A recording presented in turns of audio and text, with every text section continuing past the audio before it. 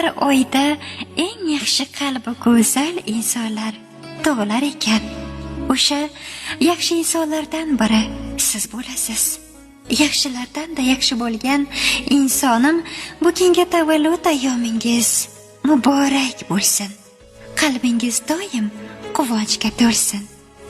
Qadringiz bir dunyocha sizni dur gavharsiz gullar ichida.